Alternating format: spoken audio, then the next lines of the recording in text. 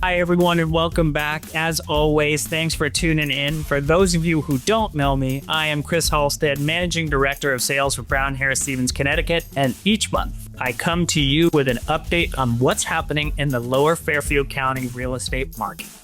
Now, normally I'd be coming to you from one of our new Brown Harris Stevens listings, but this month I've got something really special up my sleeve. This month, I am thrilled to be coming to you from our brand new Southport office. This office has been a long time coming, and we are so excited to be able to announce its opening. Located in the heart of historical Southport Village, the office is Brown Harris Stevens' first step into the Fairfield market and makes our 7th office in Lower Fairfield County. If you're looking to buy or sell in Southport or Fairfield, please be in touch with one of our fabulous agents. We are here to help. Okay, now on to the show.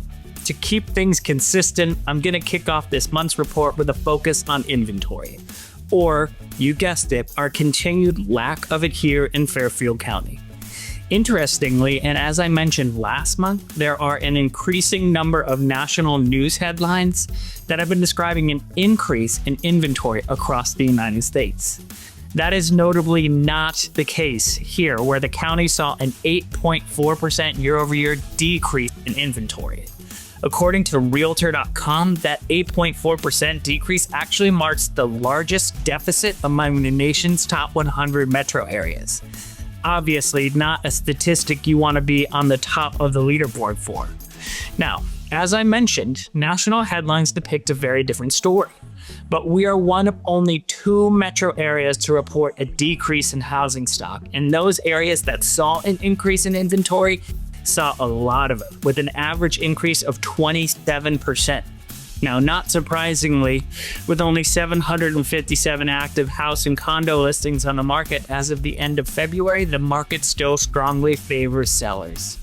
We did realize a slight uptick in closings in the month of February, coming in at 238, which is a 4% increase from last year's mark and the highest total for the month of February in the last 2 years. And pending sales as of the end of the month were right on track with our numbers from last year. 299 houses are marked as pending as at the end of the month, compared with the 300 in 2024. Nearly every data point for those closed and pending sales clearly demonstrate that we are in a seller's market, as mentioned already. Median days on the market for our closed sales clipped in at just 28, down from 45 in the same month last year, and days to contract signed for our pending sales came in at just 19, down from 30 days last year.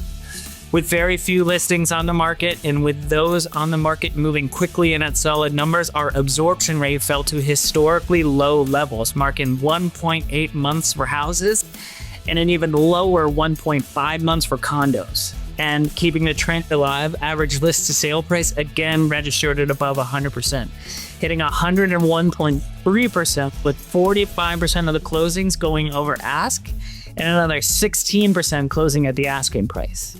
Now, with all this data suggesting we're in a seller's market, it should come as no surprise to hear that our home values are up too. In February, the Federal Housing Finance Agency reported in their home index that Connecticut as a whole reported an 8.3% year-over-year increase in home value in the fourth quarter of 2024.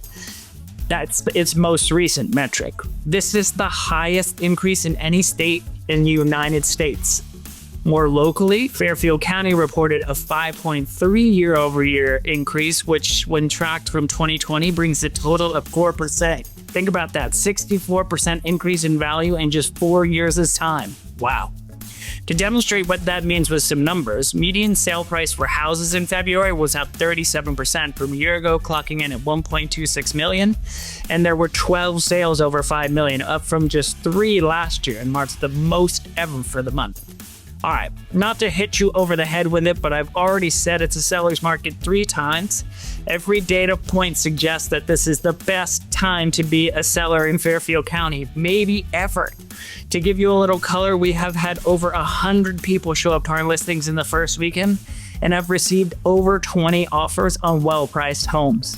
I feel like I don't even need to say it, but just to make sure you get it, I will.